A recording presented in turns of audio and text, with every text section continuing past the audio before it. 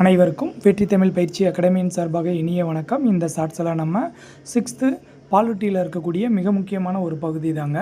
எதை பற்றி நம்ம முழுமையாக பார்க்க போகிறோம் அப்படின்னா தேசிய கொடியை பற்றி தாங்க நம்ம பார்க்க போகிறோம். ஸோ இந்த பகுதி தான்.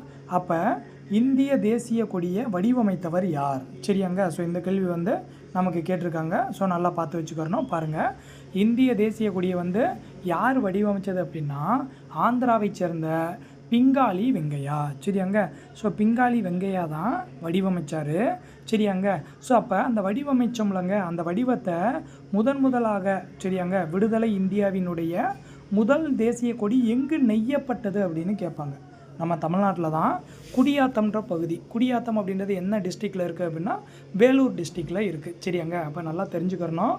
இந்தியாவினுடைய தேசிய கொடியை ஆரம்பத்தில் வடிவமைச்சது யார் அப்படின்னா ஆந்திராவை சேர்ந்த பிங்காலி வெங்கையா. சரியாங்க.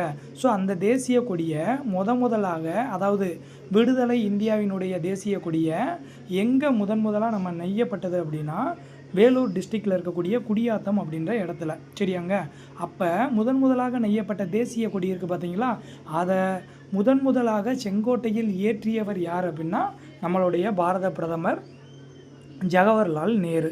அவர் தான் நம்ம விடுதலை இந்தியாவினுடைய முதல் தேசிய கொடியை டெல்லி செங்கோட்டையில் ஆகஸ்ட் 15, 1947 தேசிய கொடியை ஏற்றினார்.